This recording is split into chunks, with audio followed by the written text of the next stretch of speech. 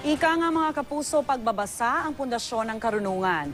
Pero paano kaya ang pag-aaral para sa 12 taong gulang na si Desiree Marcial kung ang bawat titik at salita ay di malinaw na makita?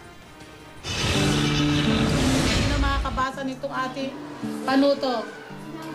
Di tulad ng ibang mag-aaral, kailangang lumapit ni Desiree sa pisara para mabasa ang aralin. Kapag ito po ang tinakban, kalahati lang po. Pag ito, lahat po kayo nakikita ko. Sa school po, pag meron na po nakalagay na charge, lumalapit pa po ko. Kahit nasa unahan na po ko, nilalapit ko po talaga. Maging sa pagsusulat, naku, kukurap-kurap ang mga mata ng bata. Maayos naman ang performance siya dito sa kwarto. Madali siyang matuto. Ang problema nga lang yung sa kanyang pagbabasa.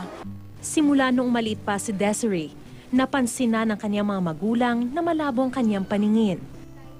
3 beses sa unang baitang si Desiree dahil hirap siya noon sa pagkilala ng titik. Hirap man sa klase, dinadaan ni Desiree sa sipag ang pag-aaral.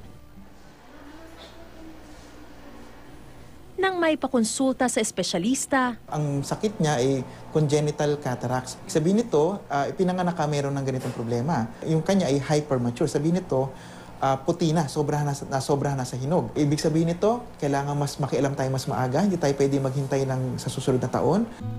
malabo man raw ang mga titik at pangungusap para kay Desiree malinaw ang kanyang mga pangarap.